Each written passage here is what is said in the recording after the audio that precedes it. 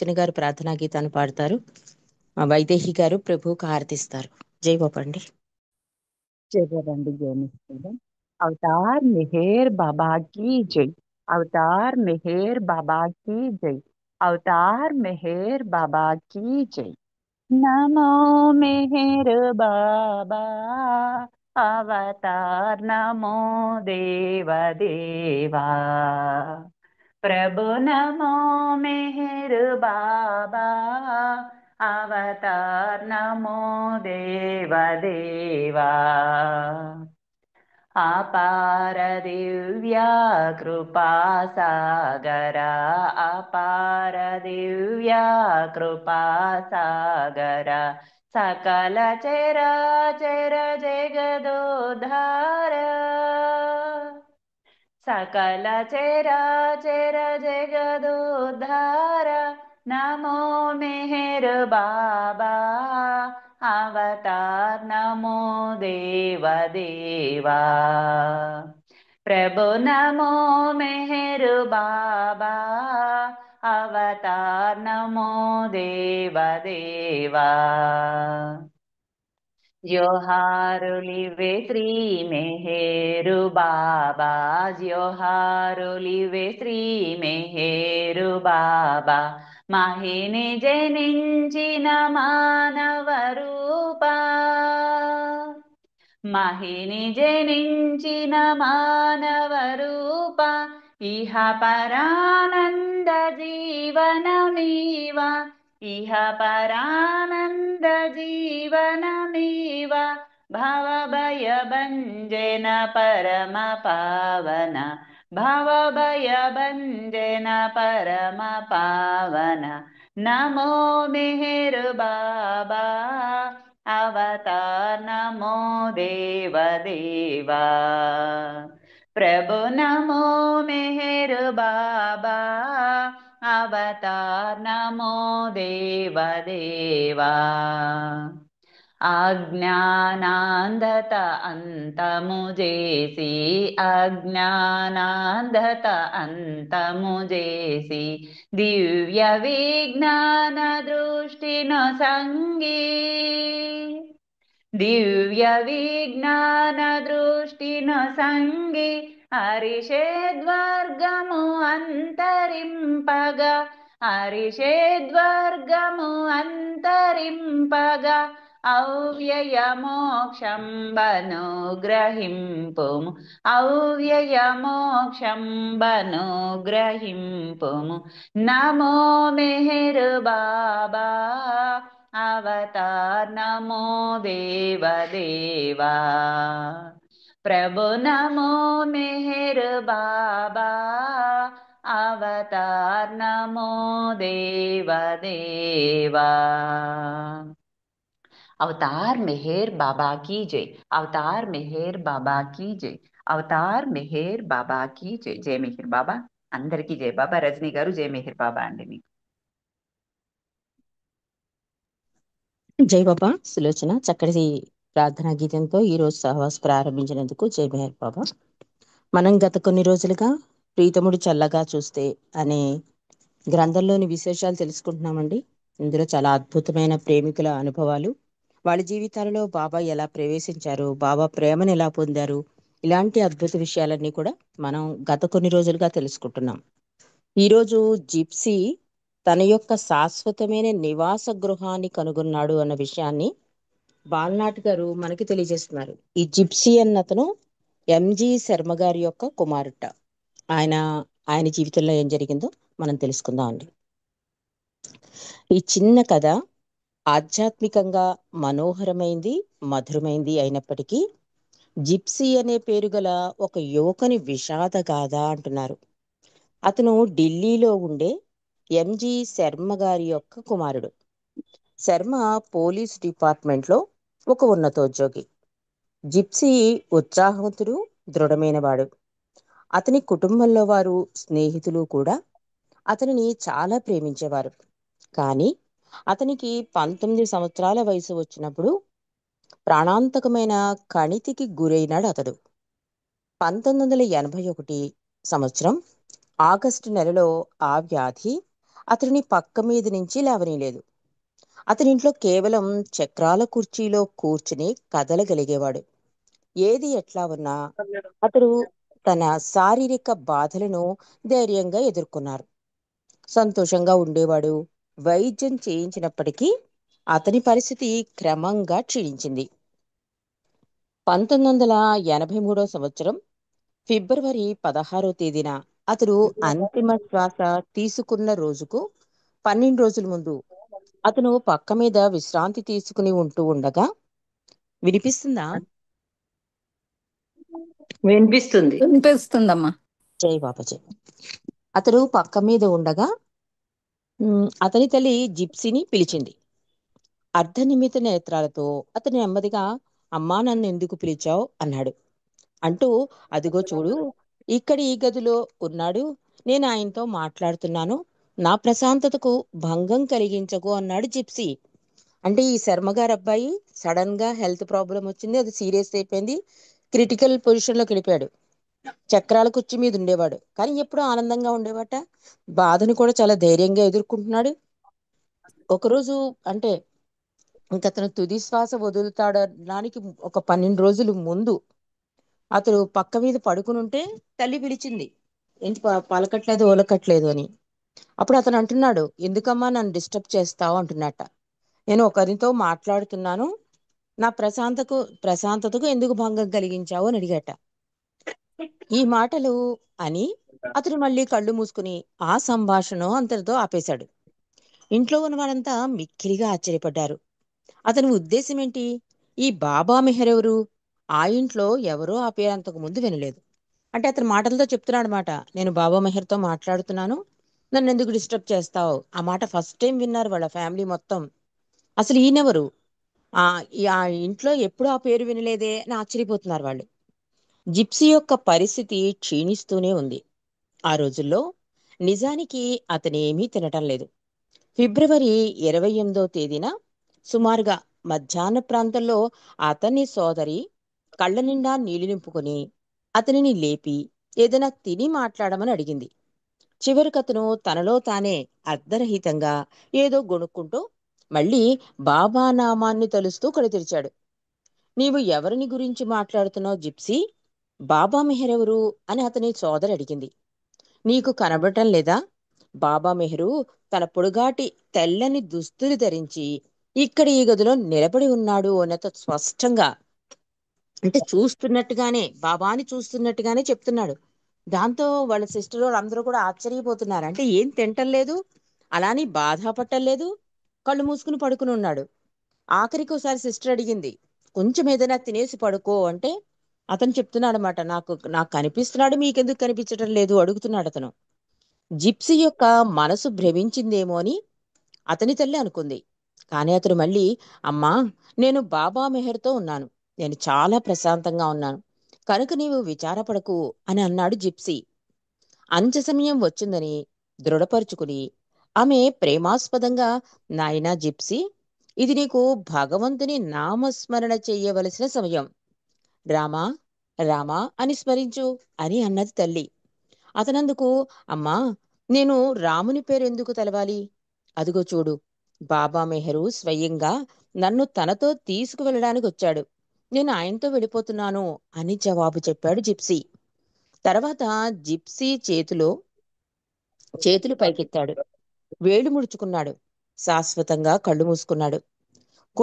కొడుకు చనిపోయినందుకు అతని తల్లి చాలా విచారంగా ఉంది, ఏదో డిస్టర్బెన్స్ వస్తోంది వెనకాల. పోలీసు డిపార్ట్మెంట్లో పనిచేస్తున్న తండ్రి భారతదేశంలో వేరు వేరు ప్రాంతాల్లో తన డిపార్ట్మెంట్లో పనిచేస్తున్న వాళ్ళందరినీ బాబా మెహర్ ఎవరో తెలుసుకోవాలని విచారణ చేయసాగాడు. మొత్తానికి అతను బాబాని తలుచుకుంటూనే బాడీ వదిలేశాడు. కానీ తల్లి చెప్తోంది, ఇది ఆఖరి గడియలని. వాళ్ళందరూ కూడా ప్రిపేర్ అయిపోయారు కనుక నువ్వు ఎవరి పేరో తలుస్తావేంటి, రామా రామా అని తలవాలి కదా అంటే, రాయినెందుకు తలవడం, నాకు ఎదురుగా బాబా మెహర్ కనిపిస్తున్నాడు కదా, ఆయన అంటున్నాడు నాతో వచ్చేద్ది కానీ నేను తీసుకెళ్ళిపోతానని, కాబట్టి నేను ఆయన నామమే తలుస్తాను అన్నాడు. ఆయన నామమే తలుచుకున్నాడు. అలాగే బాబా ఒక మనిషి చూడండి, ఇంకో మనిషిని చేతితో పట్టుకుని తీసుకెళ్తే ఆయన మూమెంట్ ఎలా ఉంటుందో అలాగే మూమెంట్ ఇచ్చాట. చేతులు పైకెత్తడం, వేళ్ళు ముడుచుకోవడం ఇవన్నీ జరిగాయి. అంటే బాబా చేతిని అందుకోవడం, ఆ చేతుల్లో చెయ్యేసుని పట్టుకెళ్ళిపోవడం, ఇవన్నీ కూడా జిప్సీకి కనిపిస్తాం తప్ప వీళ్ళెవరికీ కనిపించట్లే. అలా అంటూనే శాశ్వతంగా కళ్ళు మూసుకున్నాడు అతను. కానీ తల్లి చాలా విచారపడింది. ఎందుకంటే ఆఖరి టైంలో రామ అనకుండా ఈ బాబా మెహర్ ఎవరని. ఆఖరికి ఈయన పోలీస్ డిపార్ట్మెంట్ లో పనిచేస్తున్నారు కనుక అన్ని ప్రాంతాల్లోనూ అడిగాట ఈ బాబా మెహర్ ఎవరు విచారణ చేయమని. అసలు అటువంటి వ్యక్తి ఎవరైనా ఉన్నాడా, లేక అతని కేవలం జిప్సీ భ్రమాత్మకంగా సృష్టించుకున్న వ్యక్తియా అని తెలుసుకోవాలని ఆయన కోరారు. తండ్రి అనుకున్నాడు, అసలు ఏంటి ఈ బాబా మెహర్ ఎవరు, ఎంత విచారణ చేసినా ఎక్కడ కనుక్కున్నా అతను ఎవరో తెలియదంటున్నారు. అసలు కొడుకేనా భ్రమపడ్డా, ఇదేనా భ్రమ, అసలు అలాంటి వ్యక్తి లేడా అని అనుకున్నట్ట. బాబాను అన్వేషించడంలో తాను చేయవలసిందంతా చేశాడు. కానీ ఏమీ లాభం లేకపోయింది. 1984 సంవత్సరం గడిచిపోయిన తర్వాత ఆయన ఉద్యోగ విరమణ చేశాడు. ఒకసారి పంజాబ్లోని చండీగఢ్లో ఉంటూ తన మరొక కుమారుని దగ్గరకు వెళ్ళినప్పుడు కాషాయి రంగు దుస్తులు ధరించి ఆధ్యాత్మిక సంబంధమైన విషయాల మీద వ్రాయబడిన పుస్తకాలు అమ్ముతున్న ఒక సాధువును చూశాడు. ఆ సాధువు పుస్తకాలను కాలిబాట మీద పరిచి ఉంచాడు. అంటే మనకి ప్లాట్ఫారం మీద కింద పరిచేస్తూ ఉంటారు కదా, ఒకతను ఒక సన్యాసి అమ్ముతున్నట్ట పుస్తకాలు. కుతూహలం కొద్దీ శర్మ గారు ఏదో పుస్తకం ఒకటి తీశారు. అందులో పేజీలు తిరిగేస్తూ ఉండగా ఈ కింద పంక్తులు చదివి ఆయన నిజంగా చాలా ఆశ్చర్యపడ్డాడు. అంటే పుస్తకాలు ఏదో చదువుదాం ఆధ్యాత్మికంగా, పుస్తకాలు కదా అని చెప్పి ఓ పుస్తకం తీశాడు. తీసి పేజీలు తిప్పుతుంటే సాధారణంగా మనం పుస్తకం కొన్న వెంటనే పేజీలు ఏముంది ఇందులో అని చూస్తాం కదా. దాంతో ఆయన పుస్తకం తిరిగేస్తుంటే అక్కడ ఒక మాటలు కనిపించాయట. కబీర్ చెప్పిన ప్రకారం జీవితం అంటే, మీరా ఉద్దేశంలో జీవితం అంటే, మెహర్ బాబా దృష్టిలో జీవితం అంటే అని పైన పేర్కొన్న వాళ్ళలో ప్రతి వారు జీవితాన్ని గురించి ఏం చెప్పారో శర్మకి జ్ఞాపకం లేదు. ఎందుకంటే మెహర్ బాబా అనే పేరు గల ఒక వ్యక్తి ఉన్నాడని తెలుసుకుని అతని ఆనందం, ఆశ్చర్యం ఒక్కసారిగా ఉక్కిరి బిక్కిరి చేసినాయి. తన కుమారుడు చూసిన బాబా మెహర్ ఈయనే అయి ఉండాలి అనుకున్నాడు. అందువల్ల జిప్సీ అతనిని చూడడం ఒక రోగి యొక్క భ్రమ కాదు, కానీ అది వాస్తవమైన అనుభూతి అని తెలుసుకున్నాడు. పుస్తకం తీసిన వెంటనే ఏముంది, కబీర్ చెప్పిన ప్రకారం జీవితం అంటే, మీరా ఉద్దేశంలో జీవితం అంటే అని ఉంటున్నాయి. ఆ తర్వాత ఏముంది, మెహర్ బాబా దృష్టిలో జీవితం అంటే, అసలు ఈ సబ్జెక్ట్ అని అతనికి పరిచయం లేదు. కానీ ఈ రెండిట్ల దగ్గర ఆగలేదు. కానీ మెహర్ బాబా దృష్టిలో జీవితం అంటే, ఆ మెహర్ బాబా అని పేరు చూడగానే అతనికి నిజంగా చాలా ఆశ్చర్యం వేసింది. చాలా సంతోషం కూడా కలిగింది. ఎందుకంటే తన కొడుకు స్మరించింది భ్రమ కాదు వాస్తవం అని తెలుసుకున్నాడు. తెలుసుకుని చాలా సంతోషపడ్డాడు. మెహర్ బాబాని గురించి ఆ సాధువుకి ఇంకా ఏమైనా వివరాలు తెలిసేమో అని వెంటనే శర్మ గారు ఆ సాధువుని అడిగాడు. వ్యక్తిగతంగా మెహర్ బాబాను గురించి తనకేమీ తెలియదని, తాను కేవలం పుస్తకాలు అమ్ముతానని ఆ సాధువు చెప్పాడు. తన కుమారుడైన జిప్సీని గురించి, అతను తన అంతిమ సమయంలో మెహర్ బాబాను గురించి కనిన దృశ్యాలను గురించి శర్మ అతనికి క్లుప్తంగా చెప్పాడు. ఇది విని సాధువు యొక్క హృదయం కదిలింది. అతను బహుశా మెహర్ బాబాను గురించి వివరాలు ఒక ఇంజనీర్ ద్వారా తెలియవచ్చు, అతనికి సత్పురుషుల యొక్క, గురువుల యొక్క జీవితాలంటే చాలా ఇష్టం అని చెప్పాడు. అతను శర్మకు ఆ ఇంజనీర్ ఇంటి నెంబరు, ఆ ఇల్లు ఏ సెక్టార్లో ఉన్నది చెప్పాడు. సాధువుని అడిగాడు, ఎందుకంటే పుస్తకాలు అమ్ముతున్న వాళ్ళకి వాళ్ళ గురించి తెలుస్తుంది కదా, ఇది నిజంగా వాస్తవం కనుక తెలుసుకుందామని. మెహర్ బాబా ఎవరు ఏంటంటే, నాకేం తెలియదు, ఈ పుస్తకాల్లో గురించే తెలుసు తప్ప నాకు ఆయన గురించి పర్సనల్ గా ఏం తెలియదు అంటే. అప్పుడు శర్మ చెప్పాడు, ఎందుకు అడుగుతున్నావు అంటే తన కొడుకు అనుభవం ఇవన్నీ చెప్తే చాలా ఆ నిజంగా కూడా, మ్, అసలు ఎప్పుడూ వినని పేరు, కొడుకు తలుచుకుంటూ ఆనందపడుతూ ఆ బాధని అధిగమించి ఆయనతో వెళ్ళిపోతున్నానని చెప్పడం అసలు ఎంత అద్భుతమైన అనుభూతి. ఎవరికైనా హృదయం కదులుతుందండి ఆ స్టోరీ వింటే. అతను కూడా అదే అంటున్నాడు, నిజంగా అద్భుతంగా ఉంది ఇది. బహుశా ఈ మెహర్ బాబా వివరాలు మీకు తెలియాలంటే ఒక ఇంజనీర్ ఉన్నారు, అతన్ని కలవండి అని చెప్పి ఇంటి అడ్రస్, ఫోన్ నెంబర్ అన్ని ఇచ్చాట. మెహర్ బాబాను గురించి ఇంకా వివరాలు తెలుసుకోవడానికి శర్మ ఆ ఇంజనీర్ని కలుసుకోవాలని పరిగెత్తాడు. కానీ సగం దూరం వెళ్ళిన తర్వాత ఆ వ్యక్తి యొక్క అడ్రస్ ఉన్నప్పటికీ ఆయన పేరు అడగడం మర్చిపోయానని, పేరు తెలిసి ఉంటే అతను కలుసుకోవడానికి సహాయపడేది కదా అని శర్మ అనుకున్నాడు. చిన్న చిన్న మిస్టేక్సే మనం ఒక్కొక్కసారి చేస్తూ ఉంటామండి. దానివల్ల ఏమవుతుందంటే ఒక్కొక్కసారి అది అదృష్టం అవ్వచ్చు, ఒకసారి దురదృష్టం కూడా అవ్వచ్చు. ఇతనికి అలాగే అయింది పాపం. అన్నీ కనుక్కున్నాడు కానీ అది అడ్రస్ కనుక్కున్నాడు కానీ పేరు కనుక్కోలేదు. అంటే ఆ అడ్రస్ పట్టుకుని వెళ్ళాలంటే ఆ ఇంటికి వెళ్ళాక ఎవరి గురించి అడగాలి కదా, ఫలానా వారు ఉన్నారని అడగాలి కదా. పేరు అడగలేదు, అతను మర్చిపోయాడు. దాంతో ఆ అతను అనుకున్నాడు అనమాట, అయ్యో పొరపాటు చేశాను అని. ఒక్క నిమిషం అని అనుకున్నారు శర్మగారు. ఈ ఆలోచన రాగానే ఆ సాధువు పుస్తకాలు అమ్ముతున్న చోటికి వెళ్లి చూశాడు. కానీ అక్కడ సాధువు లేడు. ఇంత కొద్ది కాలంలో ఆ సాధువు తన పుస్తకాలన్నిటినీ పోగు చేసుకుని కనబడకుండా వెళ్ళిపోయినందుకు శర్మకు చాలా ఆశ్చర్యం కలిగింది. అంటే చాలా తక్కువ టైంలో అడ్రస్ అడగగానే వెళ్ళిపోయాడు. తీరా పేరు కనుక్కుందాం అని మళ్ళీ సాధువు దగ్గరికి వస్తే అక్కడ సాధువు లేట. మరి అన్ని ప్లాట్ఫామ్ మీద అన్ని పుస్తకాలు పరుచుకున్నవాడు సేల్ అయితే గానీ వెళ్ళడు కదా. కానీ ఇతనికి ఇన్ఫర్మేషన్ ఇవ్వడం, ఇతను వచ్చేసరికి 10 minutes లోనే అన్ని కట్టేసుకుని వెళ్ళిపోయాడు. ఇదేంటి అంత గమ్మున ఎలా వెళ్ళిపోతాడు సాధువు అని ఆశ్చర్యపడ్డాడు. కానీ కనీసం మెహర్ బాబా ఉనికి గురించి తెలుసుకున్నందుకు ధైర్యం కలిగింది శర్మగారికి. ఆయన ఢిల్లీ తిరిగి వచ్చిన తర్వాత అది కేవలం యాదృచ్ఛికం అయినప్పటికీ సిబి పర్దన్ రాసిన దైవీ మానవుడు అనే గ్రంథాన్ని సంపాదించాడు. అందులో 1963 వరకు మెహర్ బాబా జీవిత చరిత్ర ఉంది. ఇప్పుడు శర్మకి బాబా మెహరు, మెహర్ బాబా ఒకరే అన్న నమ్మకం కలిగింది.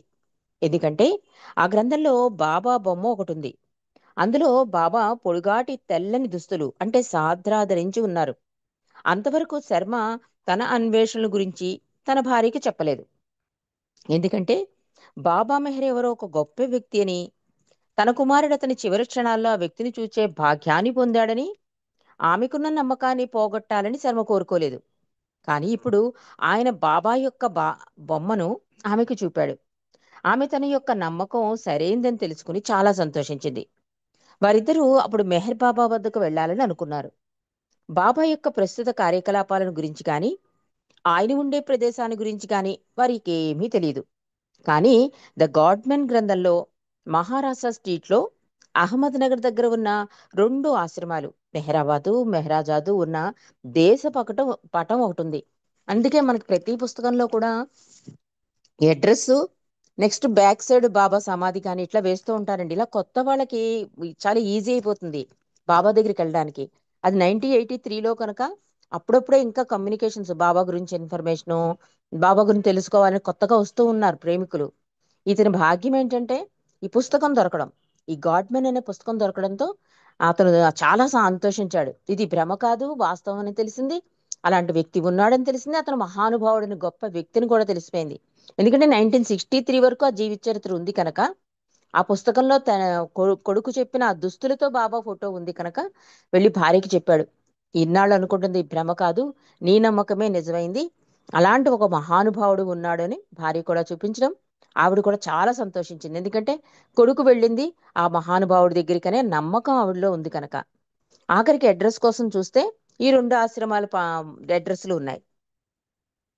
మన్మాడ్లో మారి ఢిల్లీ నుంచి అహ్మద్ నగర్ వెళ్లే రైలు మార్గం కూడా ఆ దేశ పటంలో చూపించింది ఆ పుస్తకంలో.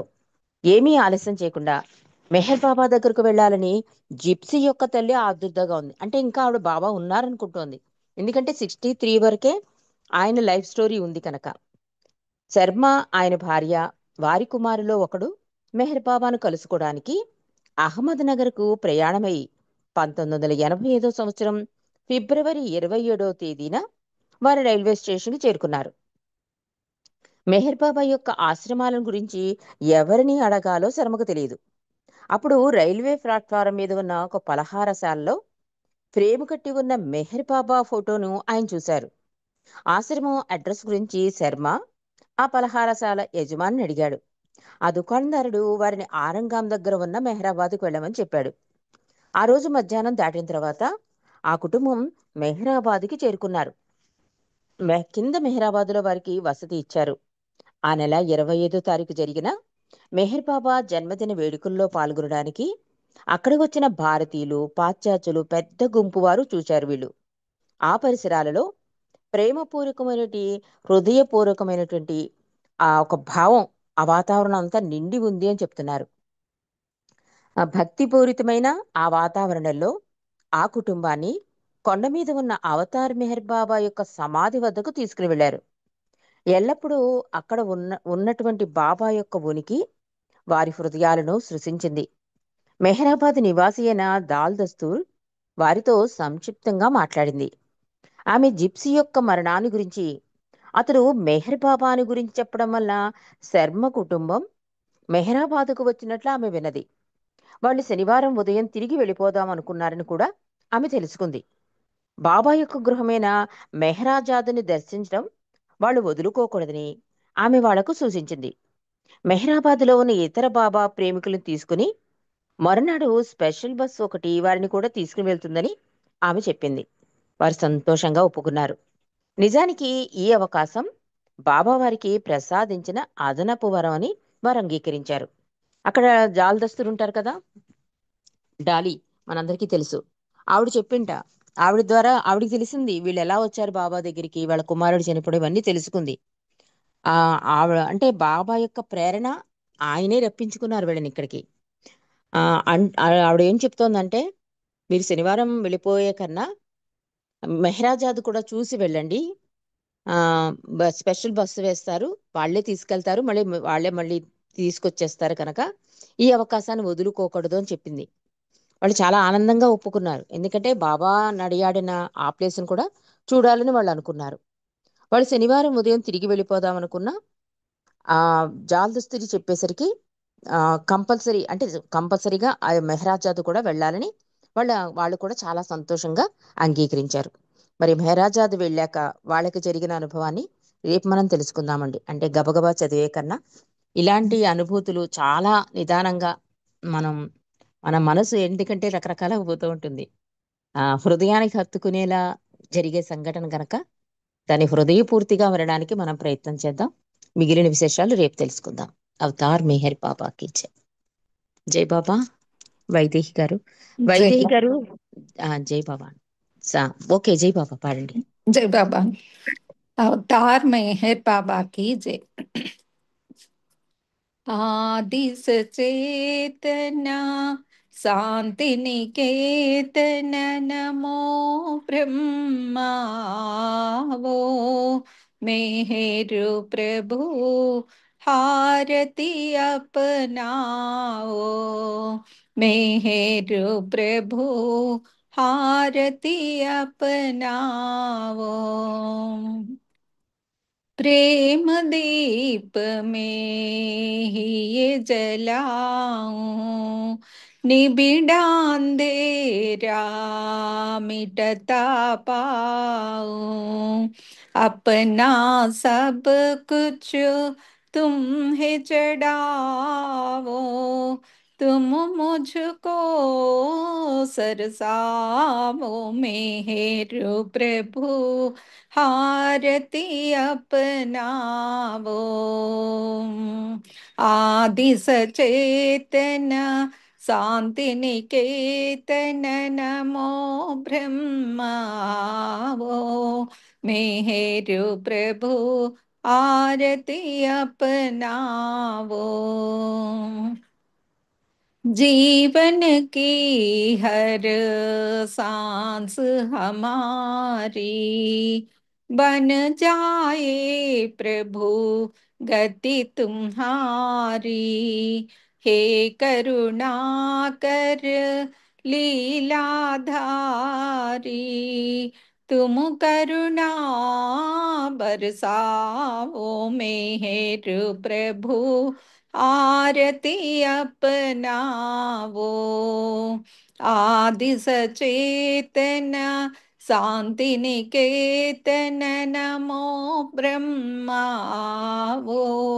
मेहरु प्रभु आरति अपनावो बने आरती जीवन मेरा आदि अंत का लय हो घेरा खुले नयन और दिक सवेरा, तुम मुझ में छजाओ मेहरु प्रभु, आरती अपनावो।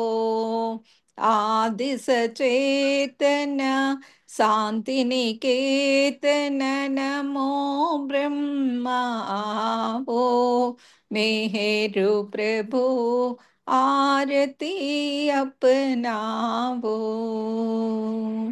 अवतार मेहर बाबा की जय, अवतार मेहर बाबा की जय, अवतार मेहर बाबा की जय। జై బాబా అమ్మ, అందరికీ జై బాబా అండి. జై బాబా అండి, అందరికీ జై బాబా. జై బాబా జై బాబా జై బాబా అండి, అందరికీ జై బాబా. జై మెహర్ బాబా. అవతార్ మెహర్ బాబా की जय, అందరికీ జై మెహర్ బాబా. జై బాబా, అందరికీ జై మెహర్ బాబా.